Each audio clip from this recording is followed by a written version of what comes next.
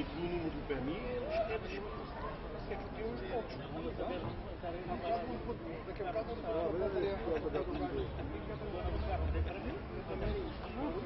mas é o seu, você não anotou o seu PMI.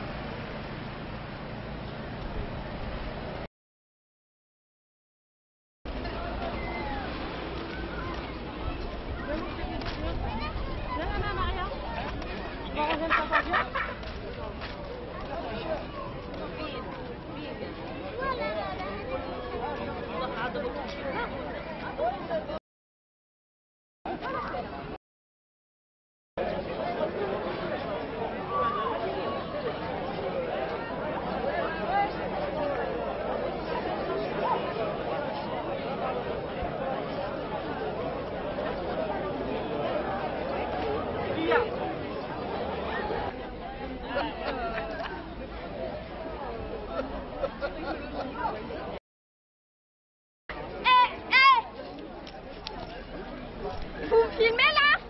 Ah oui.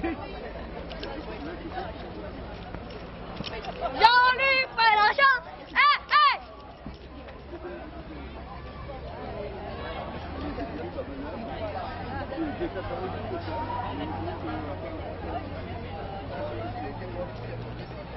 Jean-Luc Mélenchon! Jean-Luc Mélenchon! Hey! Jean-Luc Mélenchon! Vous voyez ce drapeau-là? T'es trop près, recule.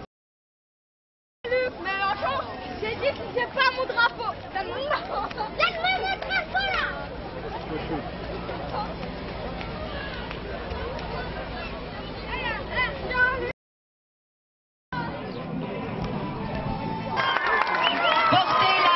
L'irruption de solutions neuves pour sauver la planète de la folie productiviste. Populariser la perspective de la 6e République et d'une autre Europe. Engager la lutte sans merci pour extirper des têtes le poison lepéniste. Rassembler 4 millions d'électeurs et d'électrices riches d'une solide conscience de classe.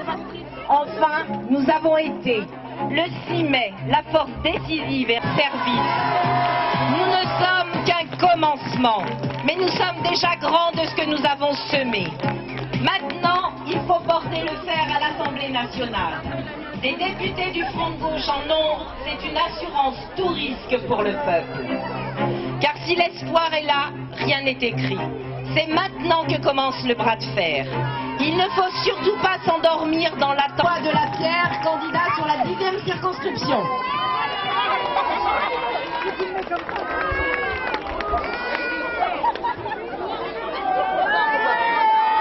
Alors là, nous avons bien travaillé. Notre campagne a marqué les cœurs et les esprits, non pas au point qu'il ne pouvait plus faire confiance à personne et qu'il hésitait à se politique. Merci. Merci pour votre campagne qui proclame leur vote. J'ai voté Jean-Luc Mélenchon et qui ajoute immédiatement, oui mais pas que moi, ma famille, les voisins, mais il y a longtemps, et qui cherche à quel fil renouer, à quel précédent se référer.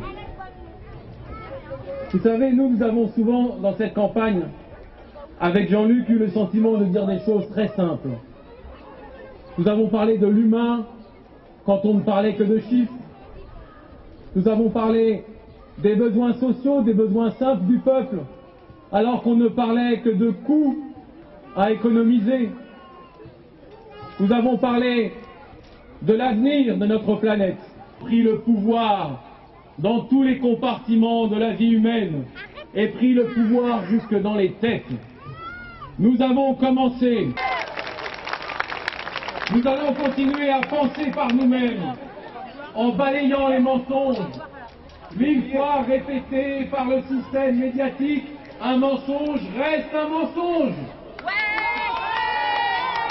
Et dès lors que nous avons discerné les vrais, nous ne les laisserons plus nous donner la honte de nous-mêmes et nous dire que nous sommes les causes de nos propres malheurs, alors que les profiteurs, ceux qui s'empiffent et ceux qui produisent du malheur dans notre pays sont les riches, les financiers qui toutes ces dernières années ont tenu les rênes du pouvoir. Nous allons reprendre le pouvoir sur nous-mêmes. Solidarité dans l'épreuve, car il fait notre unité face à ceux qui, par tous les temps et à toutes les époques, ont voulu faire prévaloir leur intérêt particulier sur l'intérêt général du plus grand nombre. Nous allons continuer à le faire. J'en suis certain, engagés dans cette campagne électorale, dans cette 10e circonscription, plus nombreux encore que nous ne l'étions dans la campagne présidentielle. Et je vois, dans ces porte-à-porte, la moitié des signatures à notre comité de soutien nous dire qu'ils n'avaient pas voté Jean-Luc Mélenchon à l'élection présidentielle, car ils avaient peur, ils étaient intéressés, mais ils se sont dit attention, ne prenons pas de risques, qui sait, La mère Le Pen pourrait être au second tour. Il faut que le candidat socialiste soit le plus haut possible. Et tout cela savent bien que dans notre circonscription, qu'elle a atteint 60% des voix à la dernière élection présidentielle, que le Front de gauche y réalise son meilleur résultat dans le département. Et dès lors qu'ils peuvent voter pour la gauche qu'ils aiment, celle qu'ils veulent, celle qui leur ressemble, celle qui résistera, qui ne cédera jamais, qui ne pliera pas l'échine devant la finance, et mon optimisme. Les économistes, les technocrates veulent réduire tout à des chiffres et à des réalités comptables. Ils espèrent, ils font comme si l'humain et le peuple n'existaient pas. Mais l'humain et le peuple existent. Et ils se rappellent toujours les dégradations de la situation de ce pays, puisqu'après 9 plans d'austérité, la Grèce n'a jamais été aussi mal en point. Non, ce qui leur fait peur, c'est qu'ils redécouvrent une chose extraordinaire qu'ils avaient fini par oublier, c'est que le peuple existe, c'est qu'il vote, c'est qu'il ne vote pas toujours comme il est attendu dans les hautes sphères qu'il le fasse, et que son pouvoir... Si vous croyez que le bon chemin pour notre pays est celui du Front de gauche, n'attendez pas que les autres le fassent advenir à votre place. Ne confiez à personne le soin de mener le combat, de convaincre autour de vous. Faites le travail. Soyez chacun de vous le... Merci François. Maintenant, Gabriel Amar, candidat Front de gauche de la 7e circonscription.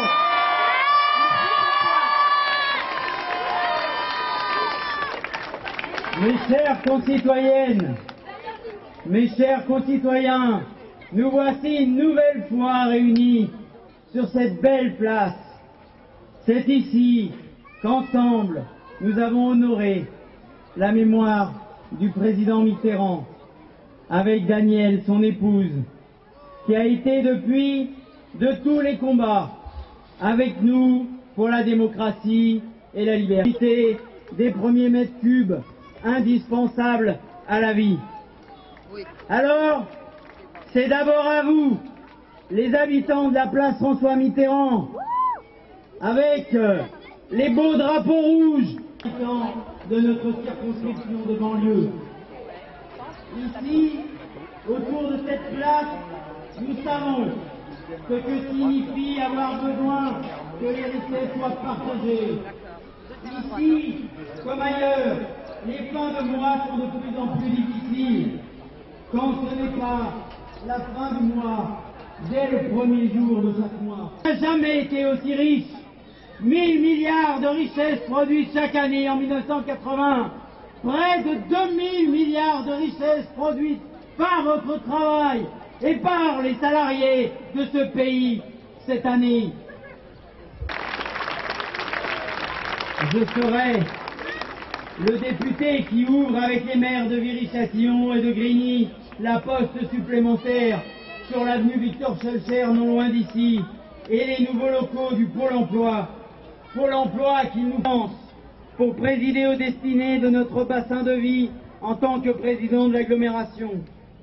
Avec notre planification écologique, les unes à côté des autres, emploi, habitat, services publics, nous avons ainsi créé près du quart des emplois privés de toute l'Essonne dans notre bassin de vie entre 2005 et 2009.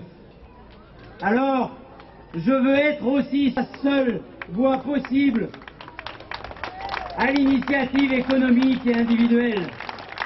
Je vous demande de le dire autour de vous. Nous avons les ventes d'entreprises sur le dos des salariés et qui obligent le patron à proposer d'abord le rachat sous forme de coopérative à ses salariés. Ici déjà, nous soutenons les coopératives d'emploi et d'activité. Mais mes amis, mes chers concitoyens, à cette époque-là, nous n'avons pas fait que ça. Nous avons aussi tendu la main à nos voisins d'Athis-Mons, de Juvisy, de Savigny-sur-Orge et de Paray. Nous avons tendu la main à leur maire. aujourd'hui candidat à l'élection législative. Arrivé il y a quelques heures, Zéna Beaumont, où vous savez tous qu'il mène une bataille, la bataille centrale contre la Le Pen.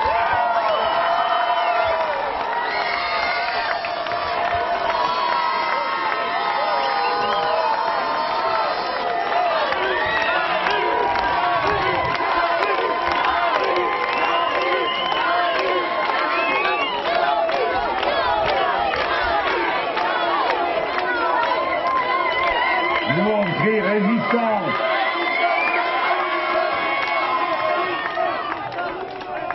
Et sinon, on peut aussi faire des you-you, ça les fait tellement enrager.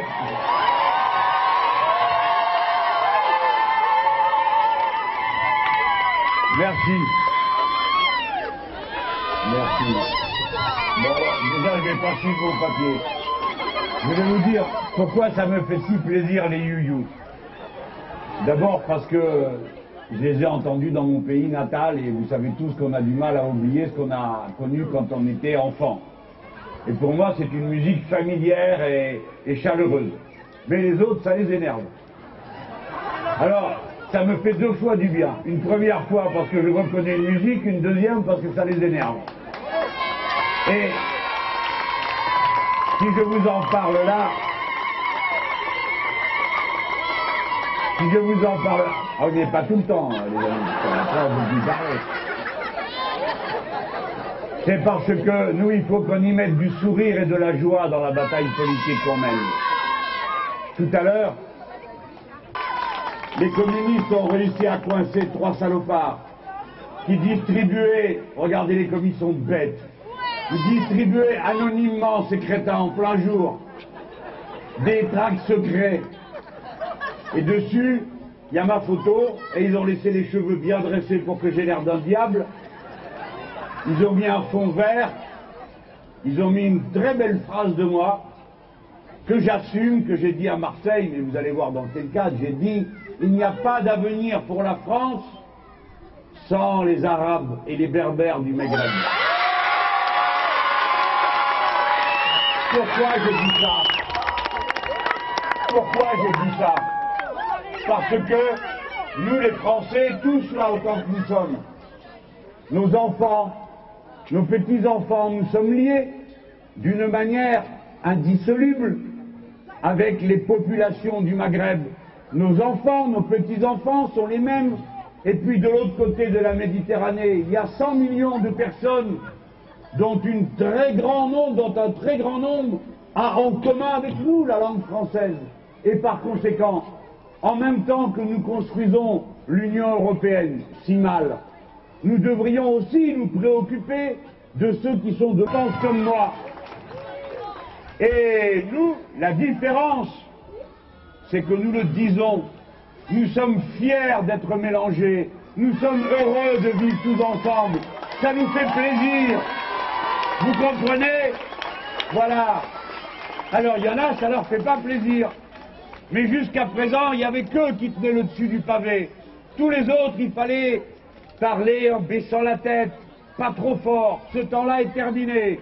À partir de maintenant, avec le drapeau du Front de gauche, nous assumons fièrement que nous sommes contents du pays que nous sommes en train de construire tous ensemble, quelles que soient les couleurs de peau et les religions. Alors, ces trois imbéciles qui distribuaient le tract anonyme, donc, ils étaient en train de distribuer ça, et comme ils sont d'une stupidité sans borne, ils ont mis en bas « Votons Mélenchon » pour faire croire, vous voyez, et ils ont écrit en arabe en dessous. Moi, je ne lis pas l'arabe, hélas. J'ai commencé à l'apprendre, mais je ne le lis pas. Malheureusement, je n'ai pas été un bon élève. Et j'ai demandé à un camarade, je lui dis « Mais qu'est-ce que ça veut dire ?» Il regarde, il me dit « Ça veut rien dire du tout. » Ah. Et finalement, on réalise, il dit « Ah oui, ça y est, j'ai compris. Ils ont écrit ton nom, ils ont écrit Votons Mélenchon, mais comme ils sont bêtes, ils ne savent pas que l'arabe, ça s'écrit dans le sens inverse. Et donc, ils ont tout mis dans l'autre sens, si bien qu'on ne peut rien lire du tout. Voilà comment quatre crétins passent leur temps, oui, j'ai dit crétins, et je maintiens, passent leur temps avec des petits tracts à la noix à aller dans les boîtes aux lettres pour exciter étaient des Algériens ou des Marocains qu'on a été chercher là-bas, des pauvres gens, et qu'on a envoyés au fond de la mine, travailler comme des animaux et crever comme des mouches, de la silicose et du reste. Et au lieu de leur dire merci pour tout ce qu'ils ont fait pour le pays, et notamment d'avoir mis au monde tous ces beaux enfants qui vivent maintenant avec les nôtres et qui se marient avec les nôtres de ceux qui étaient là avant, au lieu de leur dire merci, ils les montrent du doigt et ils les insultent. Eh bien moi je me charge avec mes camarades de dire pour tous, merci à vous tous qui avez fait tout ce beau travail pour la patrie. C'était pas très vite qu'on discute, c'est ça la grandeur d'une élection. C'est pas qu'on soit tous d'accord. La démocratie, c'est justement parce qu'on n'est pas d'accord. Et on est plus intelligent parce qu'on n'est pas d'accord et qu'on discute. Alors des fois, le ton peut monter un peu. Mais ce qui est important, c'est qu'on écoute et qu'on discute. Et qu'on parle des sujets pour donner chacun notre avis sur ces sujets, sur le fond, avec sérieux, avec application, et pas des... La majorité fait la loi. Et nous nous inclinons devant la décision de la majorité. Ça ne veut pas dire qu'on change d'avis. C'est la règle de la démocratie. Et maintenant, nous avons une possibilité de faire la loi à gauche. Et si c'est la majorité, alors c'est celle-là qui s'imposera. Mes amis, dans une démocratie, le plus difficile, c'est pas d'accepter de gagner, hein, c'est d'accepter de perdre. Il faudrait quand même que la droite le réalise. Donc, ici, nous avons une assemblée de circonscription. Je vous remercie d'être venus, parce que c'est de cette façon aussi qu'on fait vivre la démocratie en se rassemblant comme on le fait là. Chacun vient chercher des arguments et des fois il les connaît les arguments, mais il vient manifester par sa participation, sa présence personnelle, son appui à une cause, à ces hommes, ces femmes qui sont là, qui donnent de leur vie, de leur énergie pour que tout ça vive. Et ici, figurez-vous, à côté, avec Sylvie Claire et Marjolaine Rose, qui ont accepté d'être les suppléantes, eh bien, il y a deux hommes, ces deux hommes, qui sont politiques. Très difficile, car nous ne l'avions jamais fait. Et vous le savez, c'est par milliers et milliers que les gens se sont regroupés autour de nous, grâce à cette magnifique organisation. Et François Delapierre a organisé toute la campagne elle-même, puisqu'il en était le directeur de campagne. Si bien que je peux vous dire, voyez-vous, ces 4 personnes que nous vous proposons pour être députés et députés suppléants, ce sont 4 personnes de très haut niveau politique, capables d'assumer les responsabilités et capables de faire le travail très important qu'il va y avoir à faire. C'est lui dont je veux vous parler. D'avance, mes excuses à ceux pour qui la station verticale est pénible. On vous a prévenu que les discours ne durent jamais plus de 3 heures. Ce n'est pas vrai que la vie doit être toujours aussi dure. On peut faire autrement. Et regardez ce que nous avons déjà changé en si peu de temps. Bien sûr, c'est un peu éloigné. Des fois, on a du mal à tout comprendre parce que c'est compliqué, les questions d'économie, de la politique internationale. Mais chacun d'entre vous fait l'effort d'essayer de comprendre. Même si des fois, je vois bien qu'on embrouille à dessein pour que personne ne comprenne rien. Mais nous avons fait avancer.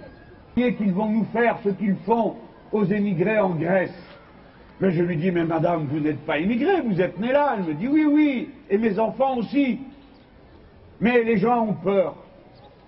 Et moi, j'ai compris que cette politique pourrie, elle faisait peur.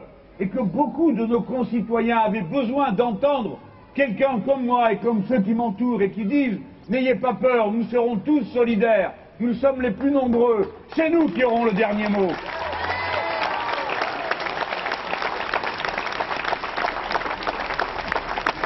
Et maintenant, comme je vous ai dit, nous avons emporté la victoire et chassé M. Sarkozy.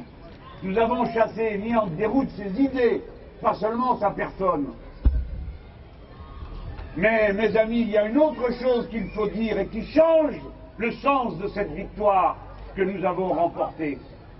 C'est que les socialistes n'auraient défaite de Sarkozy, sans laquelle il n'y avait pas la victoire de Hollande. Il y a ces 4 millions de personnes qui ne sont pas venues les mains dans les poches, qui ne sont pas des ignorants qui ne savent pas ce qu'ils font. C'est tout le contraire, ils ont beaucoup réfléchi avant de se décider à voter par mois. Le SMIC à 480 € par mois dans un pays où la vie coûte aussi cher qu'ici. Engagement suivant, supprimer les contrats à durée indéterminée. Engagement suivant, abroger les conventions collectives de branche. Engagement suivant, baisser les dépenses de santé et des allocations familiales. Engagement suivant, licenciement de 150 000 fonctionnaires. Engagement suivant, privatisation de l'eau, de l'électricité, de l'énergie. Vous avez entendu, mes amis, c'est pas la peine de crier où à toutes les lignes, mais comment vous imaginez qu'un dirigeant de gauche puisse dire, comme l'a fait Laurent Fabius aux Grecs, vous l'avez vu parler comme cette espèce de néocolonialiste qu'elle est, elle dit, moi je pense aux petits-enfants du Niger. Ben justement, les petits-enfants du Niger, ils pensent aussi à toi. Parce que si le Niger est dans cette situation, c'est à cause de la Banque mondiale, du FMI et des autres affameurs.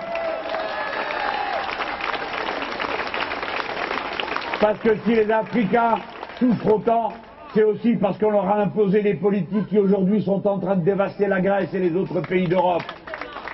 Et là, Madame Lagarde qui leur dit, ils n'ont qu'à payer leurs impôts. Ah, ça lui va bien de dire ça, elle qui n'en paye pas.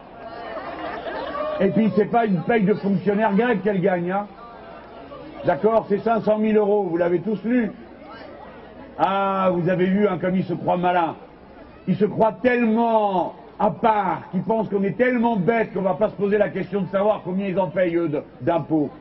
C'est lamentable. Et je voudrais surtout vous dire, quand vous entendez ça, pensez aux travailleurs et aux travailleuses grecques. Parce qu'eux, ils les payent, les impôts. Voyez-vous? Parce que l'impôt, il est prélevé à la source en Grèce. Ça veut dire que les fonctionnaires dont on a dit tant de balles, ils n'ont aucun moyen de ne pas payer l'impôt. Ceux qui ne payent pas l'impôt en Grèce, c'est les armateurs, les gros capitalistes, et c'est l'Église orthodoxe qui est le plus important propriétaire foncier du pays et qui ne paye pas d'impôts. Voilà que ceux-là payent des impôts.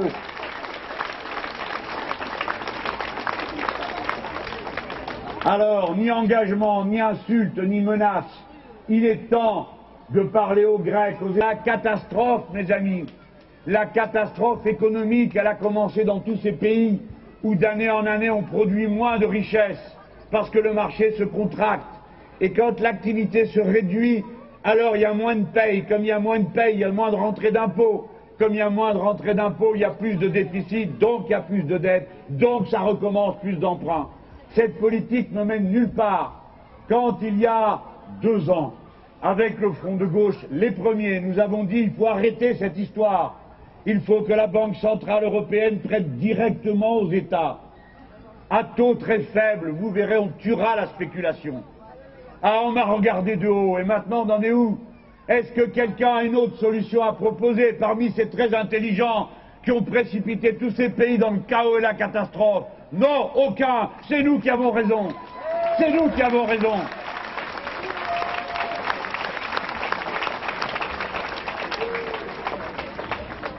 Et il paraît que ça va se faire dans les entreprises publiques. Pourquoi seulement les entreprises publiques? Tout le monde doit passer à la taille. C'est normal. C'est pas normal qu'il y ait de tels abus dans ces entreprises privées. Et vous savez que si on n'applique pas à toutes les entreprises la loi du salaire maximum autorisé et qu'on le met seulement dans les entreprises publiques, eh bien c'est à peine 9% de la main-d'œuvre totale du pays qui pourra en bénéficier. Ce n'est pas assez. Il est immoral. Alors on me dit c'est idéologique. Ben oui, en effet, c'est idéologique. Mais je l'admets, nous avons une autre vision de la vie en société. Nous considérons qu'il y a une limite à l'appât du gain et à la cupidité.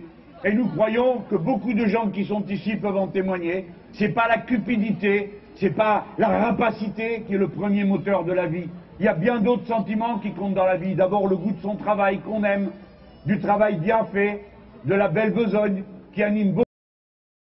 Très attention à ça. Et il faut les combattre. Il ne faut pas dire on va pas en parler, ça va s'arranger tout seul. Pas du tout. Ça va pas s'arranger tout seul si on ne parle pas. Et nous, c'est pas des leçons de morale qu'on fait. On n'est pas là en train de dire, oh, c'est pas bien. On dit juste, le racisme, c'est interdit. Et deuxièmement, qu'est-ce que vous proposez de faire pour ce pays? Quand vous racontez que c'est les immigrés qui sont la cause des problèmes de ce pays, vous mentez, vous le savez aussi bien que moi. Ils mentent. parce que c'est les populations immigrées qui rendent excédentaires les caisses des régimes de sécurité sociale de 12 milliards. Si pour notre malheur les immigrés s'en allaient, on serait ruinés. Voilà la vérité. Et bien sûr, plus nous sommes nombreux, plus l'activité tourne, parce que plus il y a de besoins, et plus il y a besoin de gens qui travaillent. Faites très attention et regardez une chose. L'extrémisation de la droite est en danger pour tous. Ils ont déjà... Il ne faut pas me narguer, il ne faut pas venir se réjouir du spectacle. Il faut m'aider. Voilà ce que je dis à ceux qui font des commentaires. Regardez ce que vous êtes en train de faire, la responsabilité que vous êtes en train de prendre quand vous faites ces interminables descriptions, ou même j'ai lu une fois que Madame Le Pen était érotique. Mais où on va comme ça? Mais vous vous rendez compte? Ah oui. Donc il faut les combattre. Et je dis à mes camarades socialistes, c'est pas une bonne chose, pas à tous parce que c'est des braves la plupart, enfin, c'est des camarades, je sais bien. Ils ne m'en voudront pas, je sais qu'il y en a ici, ils sont les bienvenus. Mais qu'ils disent aussi à leurs dirigeants, quoi, stop, arrêtez, c'est pas là. Vous pourriez arrêter 15 jours de me tirer dessus. Juste 15 jours, le temps que j'en finisse avec la madame. Et après, vous recommencerez à dire du mal. Mais arrêtez au moins 15 jours. Qu'est-ce que ça veut dire, ce reproche que me fait Madame Aubry quand elle dit « il fait le jeu du Front National parce qu'il en parle ». Franchement, c'est consternant. C'est consternant. C'est quand même pas moi qui l'ai fait monter à 31% là-bas dans le Pas-de-Calais. C'est bien les élus pourris du coin, certains, pas tous, hein. Bon, enfin, c'est pas moi qui l'ai fait tout ça. Moi, j'arrive pour combattre. Vous voyez, c'est pas bien de parler comme ça. Et je suis sûr que les socialistes sont pas d'accord avec cette manière de nous parler. Il faut combattre, il faut porter le drapeau, il faut assumer ses idées, il faut leur dire les yeux dans les yeux, on ne cédera pas, on n'a pas peur de vous, je parle des fascistes. Voilà le travail que nous faisons. Et regardez comment à droite, ça sent mauvais. Sa dénonciation, il dit « ce que vous faites est horrible, ce que vous faites est cruel, ce que vous faites est ignoble ». Et il raconte comment on sépare les parents des enfants. Et savez-vous ce que Brasillac a écrit? Il a écrit « nous sommes d'accord avec l'évêque, il faut déporter les enfants aussi ». C'est la chose la plus dégueulasse qui ait jamais été dite et écrite dans notre pays. Eh bien, quand Jean-Marie Le Pen a cité Brasillac, il ne s'est pas excusé, et Madame Le Pen, elle était dans la salle. Eh bien, moi, je vais vous dire une chose. Elle qui essaye de se dédiaboliser. Quand on entend une phrase comme celle-là, un Français, quel qu'il soit, quelles que soient ses opinions politiques, il se lève et il fout le camp. Parce qu'il ne participe pas, il ne s'associe pas à un tel hommage. Donc, M. Copé, il dit, on a fait ce reproche à M. Le Pen. Ben, dites, on a quand même raison de lui faire, non? Et il ajoute, on ne fait pas de reproche à M. Mélenchon, qui lui se réclame de Robespierre. Ah bon? Parce que c'est pareil. Robespierre, qui est le fondateur de nos libertés, celui qui a donné le premier la citoyenneté aux Juifs, et quelqu'un qui dit qu'il faut déporter les enfants. Voilà où ils en sont à droite. Et vous comprenez que s'ils le font, c'est pas parce qu'ils sont ignorants, ils ne sont pas ignorants. Ils le font exprès pour introduire une confusion, pour que dans les esprits tout s'embrouille, et qu'on mette sur le même plan la défense de la liberté et les antisémites. Vous voyez, c'est ça leur jeu. Méfiez-vous de ce qui se passe. Quand la gauche se décompose, le Front National est plus fort. Voilà pourquoi je suis allé là-bas. Et pas comme on a dit pour faire un coup de publicité. J'ai pas besoin d'aller là-bas pour avoir de la publicité. Vous m'avez déjà donné 4 millions de voix. C'est la meilleure publicité du monde. Bon, mes amis, maintenant, il faut encore que je vous parle d'un point. Bon, nous avons gagné l'élection présidentielle. Vous êtes tous d'accord pour dire que déjà, il doit y avoir une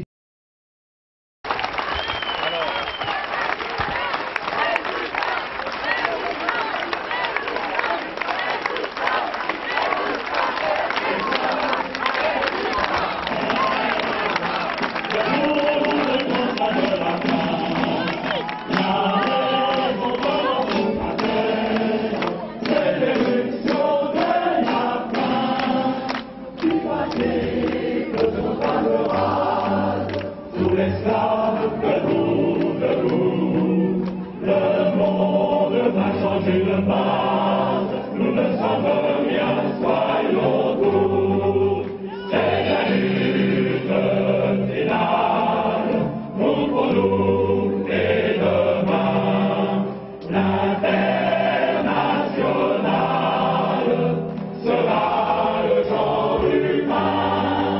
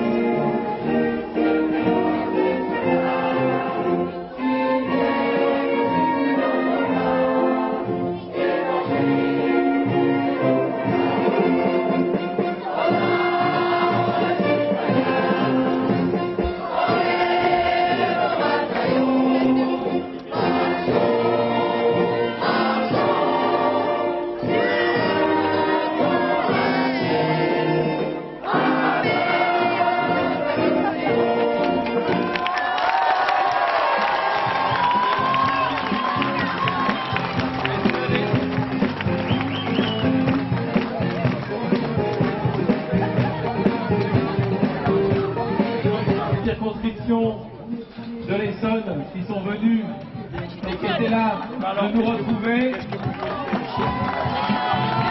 Merci de les saluer et de les applaudir. Il y a quelle femme? Et j'invite aussi les salariés de l'entreprise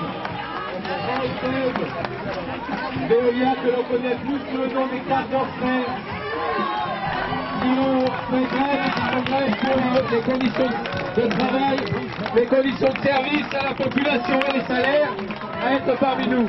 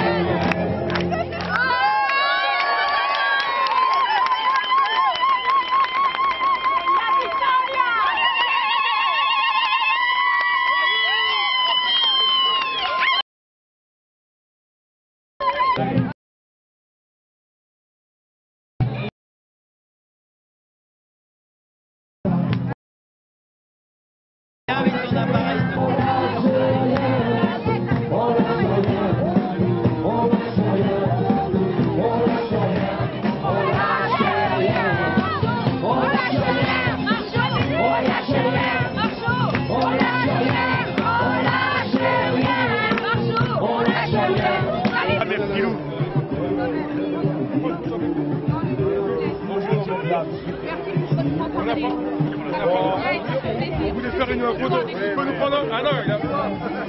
Merveilleux. Merde. Allez. Ah, d'accord. Il n'y a rien. Non, mais... Oh. D'accord.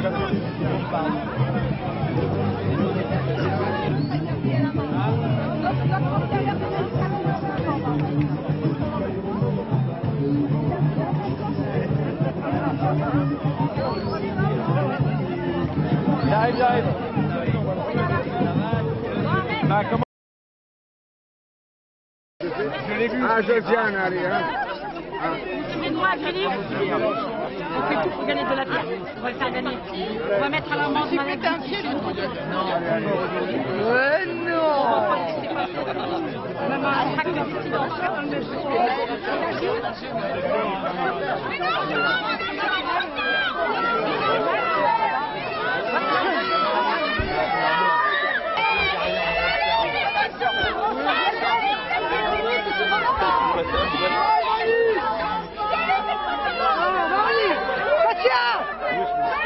Katia, je suis là.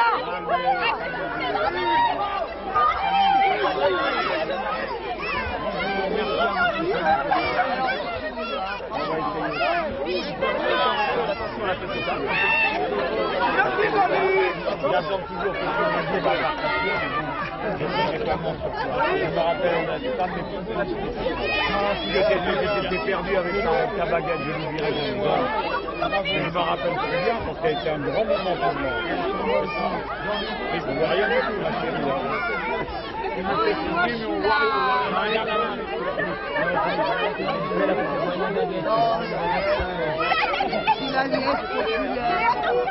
rien.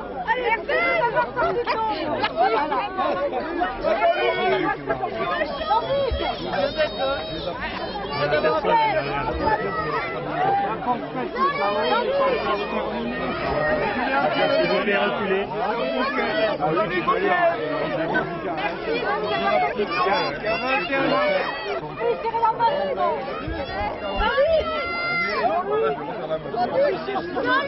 Jean-Luc, s'il vous plaît. S'il vous plaît. Je vais vous faire la main. Merci. Allez, les petits. Allez.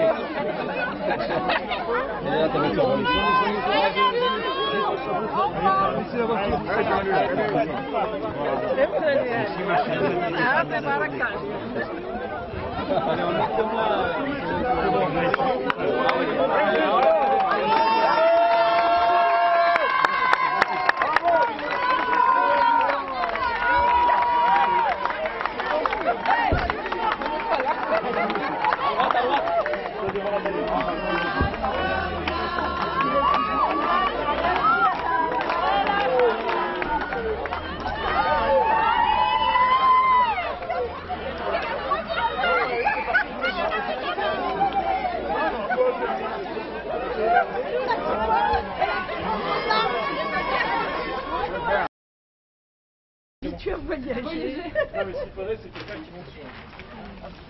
De l'autre côté là-bas, non, non. De l'autre côté carrément, ouais. De l'autre côté route, d'accord.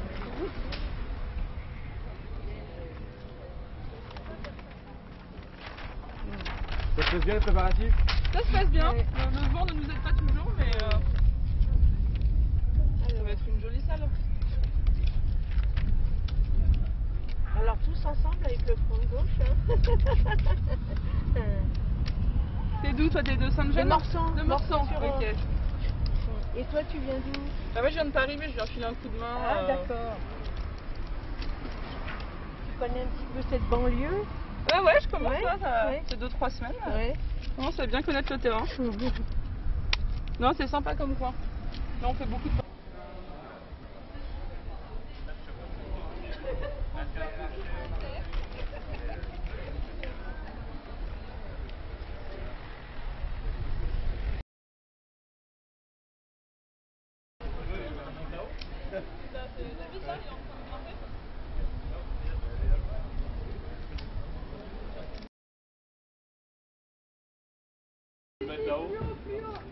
Ah oui, le collet. Vas-y. Monte sur tes épaules, monte sur mes épaules. Les gars, je suis pas avec son travail. Allez. Allez. Voilà. C'est bon? Allez, vas-y, tiens le scotch. Tu mets le scotch tout autour, tu tournes tout autour. Il n'y a pas de limite hein, pour le front de gauche.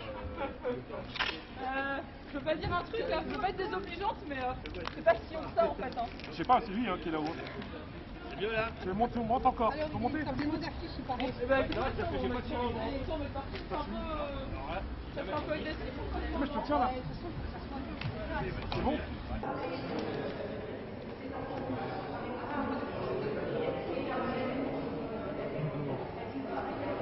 Bonjour.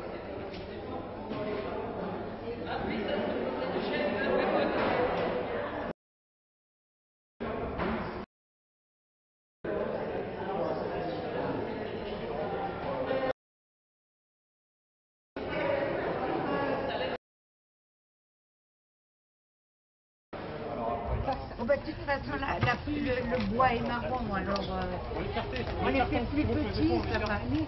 Allez, vas-y, monte. C'est bon, il y a des biens là-dedans. Ouais, mais là, non, mais là c'est comment là? Voilà. Oui. On peut en mettre aussi. Il n'y a pas suffisamment de place pour la. Si, on en met. Là, viens sur les épaules. On va le commencer. Ici, là, il y a un petit... Non, mais attends, on va le commencer. Philippe, il va peut-être pouvoir dans l'autre sens. Attends, qui c'est qui monte sur les... Là. Ouais. Là. Là. Voilà, c'est bon. Voilà, super. C'est bon. Ouais, nickel, faut. Par contre, tu peux le déplier.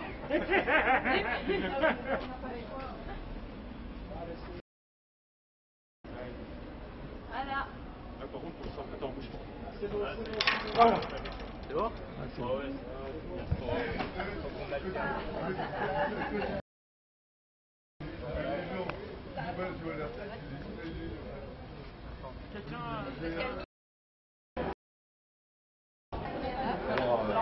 Diable encore.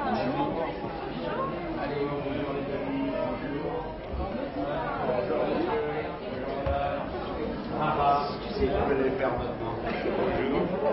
Votre dog va me dévorer. Ouais, t'es un courageux, toi. Ils n'ont pas encore mis dans le hachoir. Bonjour. Eh ben, écoute, bravo, je suis très heureux de te voir.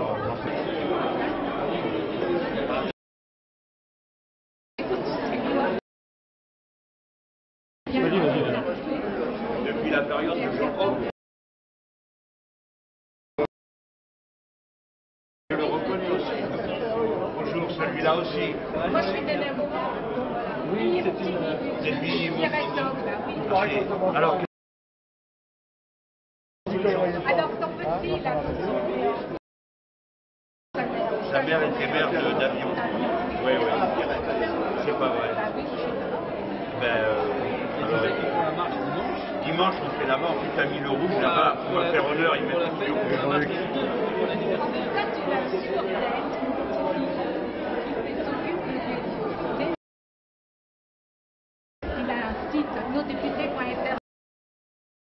Mais ton petit-fils, il est quoi? Il est coco, socialiste ou PG? Il n'est pas socialiste, il est PG. Ah, ben c'est bien. Ah, voilà, c'est bon. Ça va dire. Ne sois pas sectaire. Non, j'ai aucun moyen de savoir qui est quoi. Hein. Écoute bien, bien. Oui.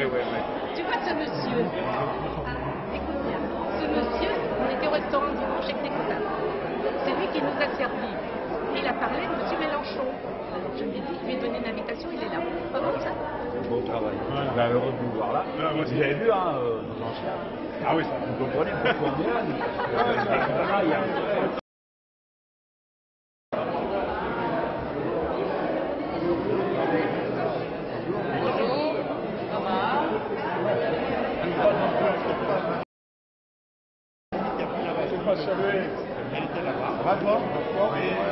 J'ai pu comprendre que vous avez des origines espagnoles.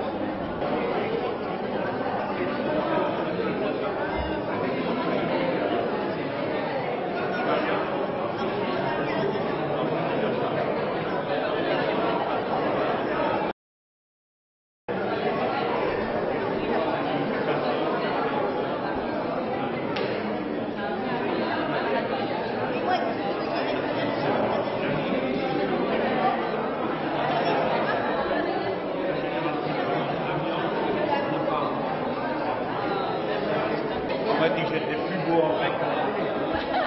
Là-bas dans le Nord, les dames font des compliments. Oh, vous êtes beau.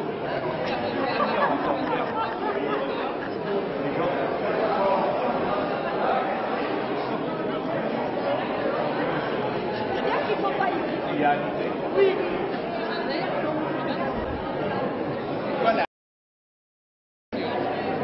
Fermez la porte.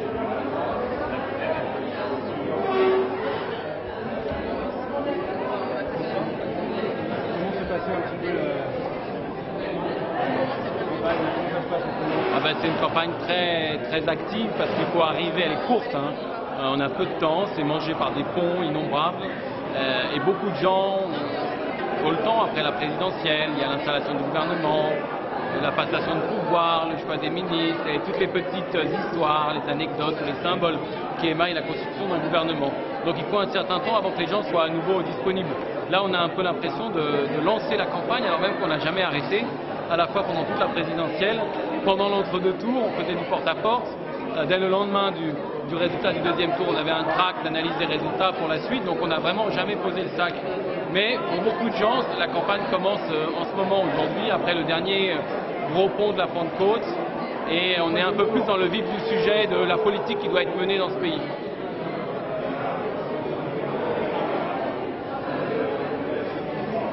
Alors,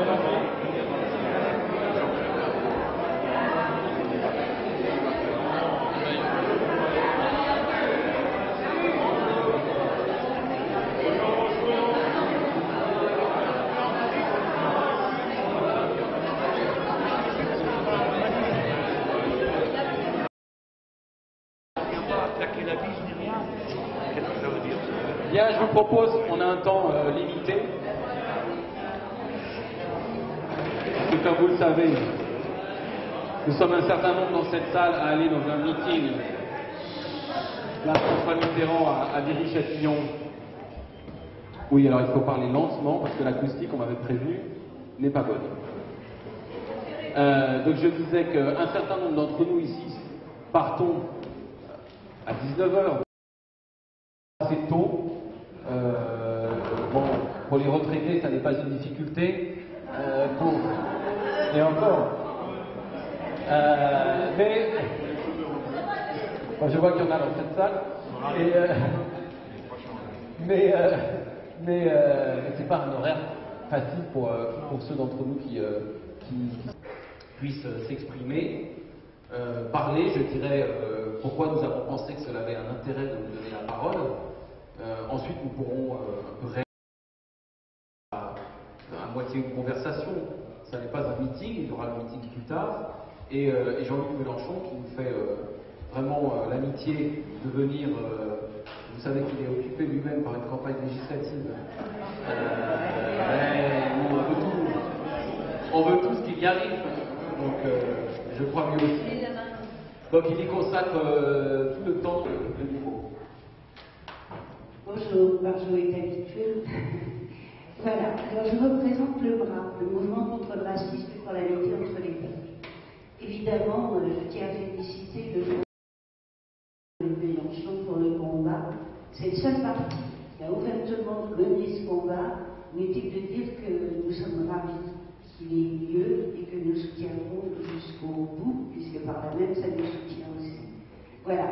Donc déjà, sur cette forme, contre le racisme, contre tout, et contre le parti du Front National, je ne prononcerai pas le nom, il est trop joli, de cette représentante, mais nous nous battons, nous disons que ce parti est anticonstitutionnel, qu'il est illégal, et nous avons demandé sa suppression.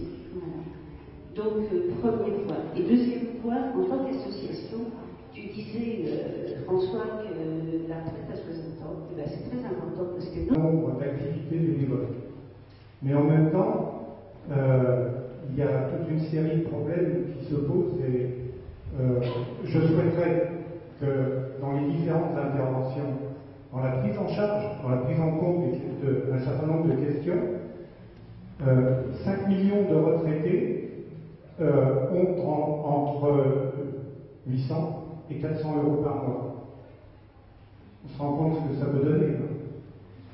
64% des femmes retraitées ont moins de 950 euros par mois pour vivre. Parmi elles, il y en a 36% qui ont moins de 750 euros par mois pour vivre, avec des revenus comme cela. Sur 15 millions de retraités, il y en a à peu près 4 à 5 millions, c'est-à-dire un quart.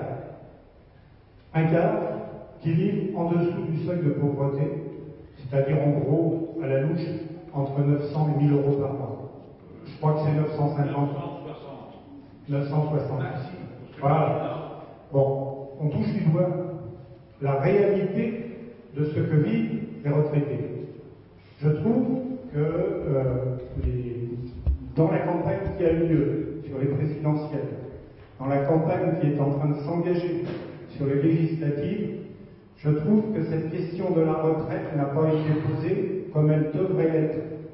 15 millions de plus de 60 ans, il me semble association, il faut que la situation des retraités s'améliore et il ne faut pas, comme ça se passe à de nombreux endroits, des retraités avec 450 euros par mois qui restent enfermés chez eux ou chez elles parce qu'il n'y a rien d'autre à faire que de se laisser aller. Vraiment se laisser aller. Pour se battre, il faut vraiment se sentir entouré, supporté. Voilà, je vous remercie.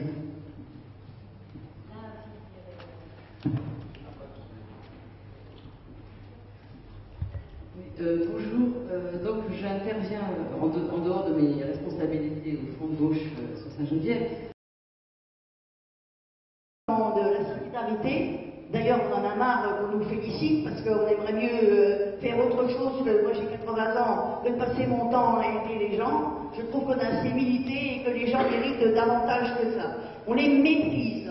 Et je vous remercie dans ces idées-là et je pense qu'il faut continuer à vous battre. Parce que nous, on se battra avec vous, mais nous, on est vieux, on a fait passer les choses, on ne s'est pas passé. Mais vraiment, cette société est dégueulasse.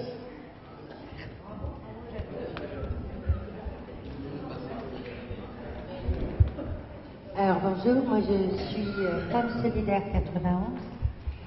Donc on rayonne sur tout le département et on fait des accompagnements de femmes victimes de violences sur 15 villes à l'heure actuelle. Mon souci, c'est éventuellement de voir qu'on est beaucoup dans les quartiers politiques de la ville, notamment Saint-Hubert pour Sainte-Geneviève, Grigny, Grigny 2, Grigny-la-Grande-Borgue, les Carterets et autres. Et on voit vraiment une casse des gens depuis 5 ans sur le plan vraiment de la santé et sur le plan de leur confiance, quoi. C'est depuis 5 ans, on voit qu'il y a des femmes. Le visage que je connais, d'autres je suis sûr de les avoir connus, mais le temps a passé. Je suis heureux d'être ici avec ces deux-là, Marjolaine avec qui j'ai milité de longues années au Conseil général de l'Essonne, et avec François Delapierre qui est mon ami et qui a été acteur de la campagne. Donc, si vous avez aimé la campagne des élections présidentielles, ben, vous avez celui qui a organisé, c'est lui. Et voilà, et si vous avez été élu,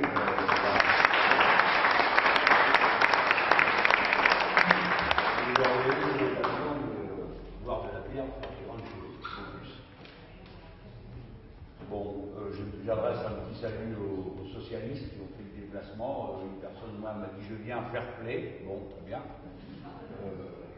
On va essayer au passage de le convaincre. Bon, je comprends bien, on se retrouve, on porte une parole, c'est l'occasion pour beaucoup d'entre vous de faire entendre aux autres les sujets auxquels vous êtes confrontés, auxquels vous êtes alarmantes. Mais il y a quelque chose qui n'est pas alarmant, c'est qu'il y a nous. Voilà, c'est ça la bonne nouvelle. La bonne nouvelle, c'est que dans le paysage complètement fermé dans lequel on était, avec la crise financière, la crise écologique, et puis la crise politique, parce qu'il y en a une quand même. Hein. C'est la première fois qu'on voit comme ça une victoire de la gauche, et on est tous là comme ça pour dire bon, ben, on a gagné, on a gagné, et puis voilà quoi. J'ai parlé d'une joie plate. Je n'ai pas rien trouvé d'autre pour décrire ça, parce que c'est de la joie, mais c'est plat. Si c'est comme ça, c'est parce que le monde a un remuement. Je ne vais pas vous faire un grand discours, ce sera tout à l'heure un discours pénible. Donc j'en reste à ce qui n'est pas pénible à cet instant. Je vais essayer de faire écho à ce que vous dites. Pourquoi c'est une bonne nouvelle? Voilà, parce qu'il y a des solutions. J'ai connu des périodes où on tâtonnait. Mais c'est pas vrai qu'il n'y a pas de solution. Pendant un temps, on a pu douter de nous-mêmes. Hein. Parce que tout le monde nous montrait du doigt, on n'était pas réaliste, on n'était pas raisonnable. Tout ce qu'on disait, bon, oui, on nous tapait sur l'épaule, vous êtes braves, vous y croyez, mais enfin, bon, en gros, c'est pas très réaliste. Mais maintenant, la situation a changé. C'est que c'est nous qui pouvons dire aux autres, alors, les réalistes, alors, vous en êtes de votre truc qui marchait si bien? Il n'y a qu'à regarder dans quel état est le pays.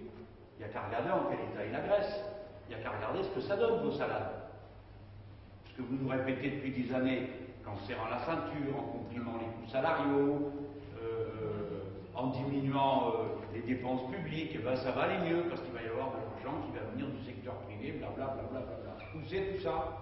Ça fait 20 ans que ça dure. Où sont les merveilles que le bon docteur Strauss-Kahn avait recommandé à la Grèce? Je me rappelle de l'émission qu'on a vue sur Canal+, où il disait ah ben je comprends que les Grecs soient fâchés, mais quand le remède est un peu rude, hein, c'est le docteur. Il essayait de faire croire aux gens que tout ça c'était de la médecine, qu'il n'y avait qu'une seule solution possible, et que c'était purement scientifique ce qu'il faisait. Hein, voilà, vous avez vu le résultat de cette politique scientifique. Hein, l'activité s'est contractée du 5e. 20% de moins qu'avant. Les suicides envolés, la maladie décollée jusqu'au plafond, le pays est ruiné, saccagé. Tout à l'heure on va en parler, je vous dirai des choses, vous allez en apprendre sur ce qu'on attend d'eux en plus, parce que c'est les fameux engagements qu'on leur demande de tenir. Donc on a pour nous l'échec. On a dans le raisonnement, c'est pas qu'on s'en réjouit. À la limite, on aurait préféré avoir tort. Hein, on aurait préféré avoir tort et que ça se passe bien. Ça ferait moins de misère, on réviserait nos batteries. Il y en a d'autres hein, qui se trouvent tout le temps. Qui réviseraient, on va réviser. Mais c'est comme ça. Et nous pouvons dire encore autre chose. Une économie qui fonctionne avec des réalités, c'est-à-dire une production réelle, avec des gens qui travaillent, qui produisent quelque chose, c'est une économie qui est plus saine que ce qu'on nous a raconté pendant 15 ans, 20 ans, à savoir qu'il n'y avait rien au-dessus de ce qu'ils appellent les services. Vous autres, vous pensiez que c'était les services à la personne, mais vous n'avez rien compris du tout. C'était les services financiers, et puis le machin, la spéculation. Vous êtes trop vieux. Puis celui qui arrive derrière, il est trop jeune. Et ainsi de suite, vous connaissez tout ça. Donc il y a partout la gueule de bois. Dans toutes les catégories sociales, c'est la gueule de bois. Voilà, hein, où quand on entrait dans la vie active, on trouvait un boulot et puis on signait un CDI, un contrat à durée indéterminée, et puis quand ça allait pas, parce que ça allait pas des fois, hein, ben quand même on arrivait à retrouver du travail, c'est fini tout ça. Ils vivent de contrats de 3 mois, contrats de 2 mois, tout ça est illégal, tout le monde s'en fout, la loi n'est respectée nulle part, c'est interdit de cumuler les contrats à durée déterminée. Il y a des collectivités locales où on les accumule, puis quand vous discutez avec les copains, ils ne savent pas comment faire autrement. C'est-à-dire que même le règne de la loi est plus garanti dans ce pays. Il y a des décisions de justice qui sont prises pour les travailleurs, elles ne sont pas appliquées. 32 décisions de justice en faveur des femmes de saudie médicale. qui n'ont plus de salaire depuis 7 mois. Pas une n'est appliquée. La multinationale n'a pas payé 1 mois de salaire à ces femmes. Ils attendent qu'elles crèvent sur pied, qu'elles perdent courage et qu'elles lâchent prise. Et dit comme ça, je pourrais vous en raconter 50. Mais c'est pas ça que vous m'avez demandé de faire. Hein. Donc je vais vous parler de ce cas-là. Il y a des solutions. Pourquoi? Parce qu'il y a de l'argent. De l'argent, il y en a plein le pays. Il y en a plein l'Europe de l'argent. Plein. Il faut le partager, c'est ça le sujet. Comment il est partagé, comment il est distribué. Je suis d'accord avec tout à l'heure 2 personnes qui ont dit que pour des travailleurs, même quand on dit le SMIC à 1700 €, les gens disent « Ah, c'est peut-être trop ».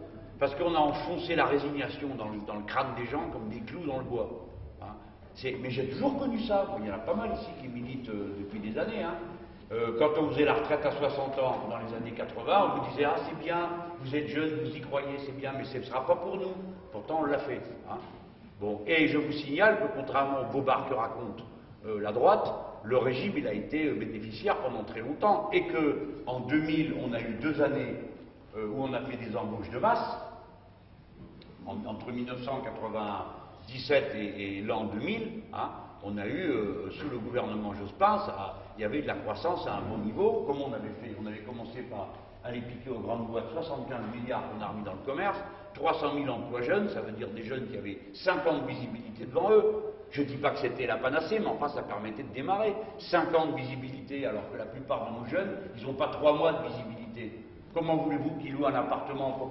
Comment ils pourraient commencer leur vie d'adulte? Ils ne peuvent pas. Vous imaginez 5 ans. Bref, ça avait redécollé. On avait remis 1 million de personnes au travail. Ben, tous les comptes étaient dans le vert, la retraite aussi. Donc on voit bien que c'est ça la clé. La clé, c'est l'emploi. Les gens travaillent, tout va mieux. Pour que les gens travaillent, il faut que l'argent circule. Pour que l'argent circule, il faut qu'il arrête de s'accumuler à certains endroits où il y a de la spéculation. Je vais vous dire des sommes qui vous paraissent tellement énormes qu'on n'arrive même plus à savoir ce que ça veut dire. En décembre dernier, ils ont donné 500 milliards aux banques dans toute l'Europe. La Banque Centrale Européenne a donné 500 milliards pour aider à la... Cet argent, il n'est pas revenu dans la production. Il est resté dans les caisses des banques. Et en février dernier, ils leur ont redonné 500 milliards. 1000 milliards sont sortis de la caisse de la Banque Centrale Européenne. Vous imaginez ce qu'on aurait pu faire avec 1000 milliards comme grands projets, grands travaux, équipements, mutations, hein. Par exemple, nous, on aurait emprunté comme des fous, si c'est nous qui avions gouverné le pays, pour commencer à passer à la géothermie partout, pour avoir une nouvelle source d'énergie. Ça représente des chantiers du monde au travail, des aciers spéciaux, du béton, et ainsi de suite. 1000 milliards, tout ça est pas retourné dans la production. Vous savez ce qu'ils en ont fait? Les gens, ils ont du mal à comprendre comment un truc pareil est possible. D'un côté, ils ont reçu les 1000 milliards, de l'autre, ils l'ont replacé à la Banque Centrale Européenne. C'est une histoire de fou.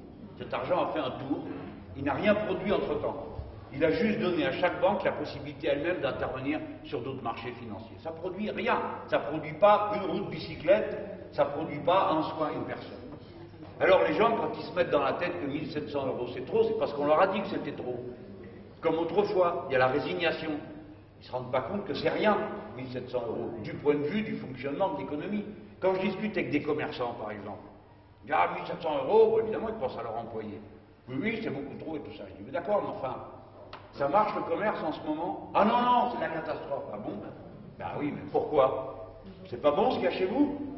Il ne va pas vous dire que c'est pas bon. C'est pas des bons produits? Ah non, non, non, c'est vrai, je vais être aussi rapide que possible. D'abord, je commence par la bataille contre les illusions. Moi, je suis d'accord avec la camarade Dumas qui nous a reparlé du Front National. Parce que, figurez-vous qu'il y en a qui ils prennent des airs pincés parce que je suis allé à Hénin-Beaumont. Alors on me dit, il fait ça pour les caméras, parce que j'ai besoin d'aller à Hénin-Beaumont pour les caméras, bien sûr. Vous avez remarqué, hein, je manquais de publicité.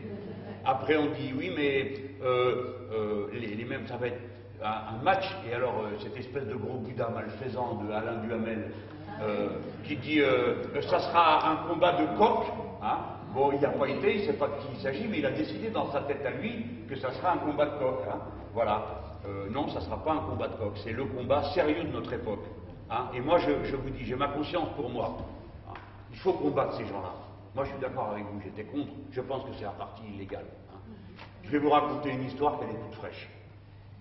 Figurez-vous, pour vous situer ce que sont ces gens que tant de commentateurs trouvent intéressants et même érotiques. J'ai vu que Madame Le Pen était érotique. Je l'ai lu, hein.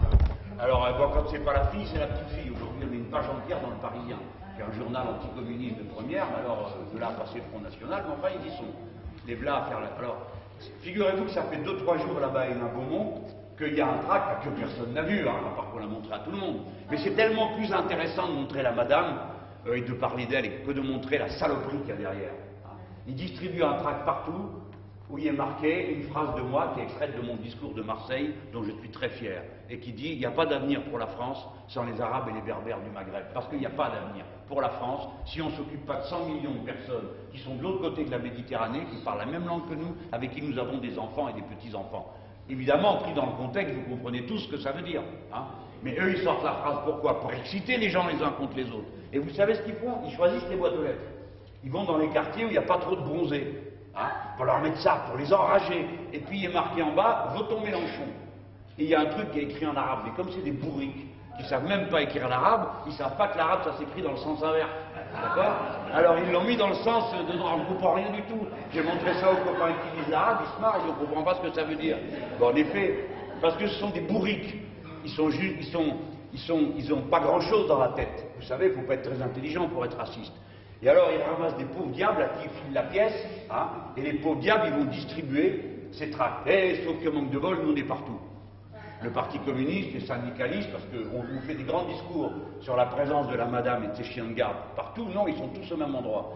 Et quand ils sortent, ils sont tellement bêtes qu'ils ne se rendent pas compte que sur leur plaque de numérologique, c'est marqué 92 ou 95, et ils sont tellement bêtes que dessus, ils mettent le numéro dans la voiture du gars qu'il faut appeler.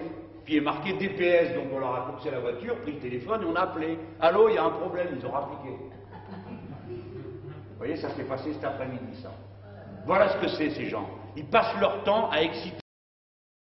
Pourquoi je vous en parle? C'est pour vous donner raison. Et pour vous dire, voilà l'activité à laquelle ces gens se consacrent. Répandre de la haine pour que les gens se bouffent les uns les autres. Et quand ils se bouffent, ils ne sont pas solidaires. Et ça, c'est même pas nouveau, parce que là-bas, dans la mine, c'était déjà comme ça avant. Le patron trouvait toujours le prétexte pour opposer le Polonais au gars du coin. Hein. Et puis après, c'était l'Arabe au Polonais. Ils passent leur vie à ça, à opposer les gens, les braves gens, les uns aux autres. Parce que quand vous faites la guerre entre pauvres, vous ne vous occupez pas de savoir qu'est-ce qui vous a pris l'os, le reste de l'os et la viande pour laquelle vous vous battez. Voilà pourquoi ces gens-là doivent être combattus. C'est le plus grand danger qu'on ait en face de nous. Moi, j'ai ma conscience et celle de mes camarades pour nous. Nous, on ne sera pas restés les deux pieds dans le même soulier à regarder. Ou à faire des commentaires sur le caractère érotique de la madame. Hein. Ces gens sont dangereux, nuisibles. Ils fichent la pagaille dans ce pays, ils la fichent dans toute l'Europe. Au lieu de se consacrer aux questions auxquelles on a affaire, on passe notre temps à passer notre temps à expliquer aux gens que quelle que soit la couleur de peau, nous sommes tous semblables. Et que la religion n'a rien à voir avec le fait qu'on vit ensemble et qu'on peut vivre ensemble. Et que c'est bon pour notre pays. C'est bon pour notre pays, il faut que tout le monde se le fourre dans le crâne. La population qui est là, elle fait vivre le pays. S'ils s'en allaient pour notre malheur, on serait ruinés. Il faut qu'on l'explique aux gens. Bon, bref, vous le savez, mais moi je vous le dis avec passion, et je redis au nom du Front de gauche que c'est une tâche centrale et essentielle de combattre le Front National. C'est pas, on parle des problèmes, et puis après, s'il reste un peu de temps, eh ben, on parlera du Front National pour dire aux gens, c'est pas bien, hein, c'est pas bien. Non, c'est le cœur de l'affaire. Ce qui empêche la population de se regrouper pour porter ensemble ces revendications, c'est la haine qu'on instille dedans des uns contre les autres.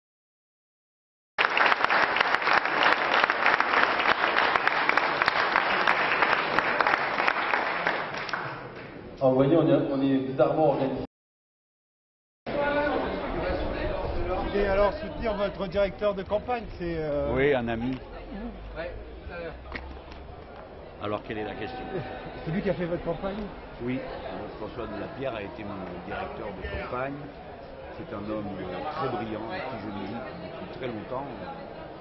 Je l'ai connu fort jeune. C'est un homme très construit intellectuellement. C'est ça que j'apprécie chez lui.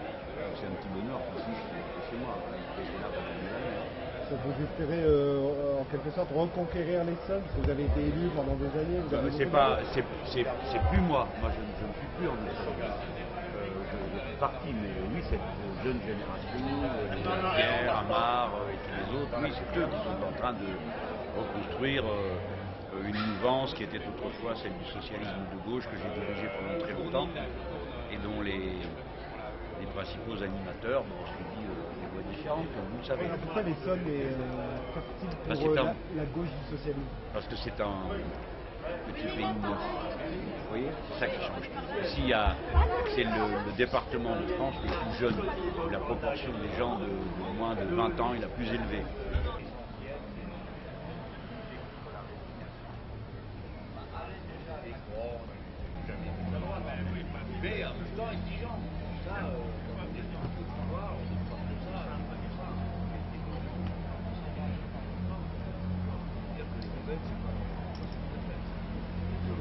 C'est pas des socialistes, ceux qui votent socialistes, ce sont des citoyens, oui.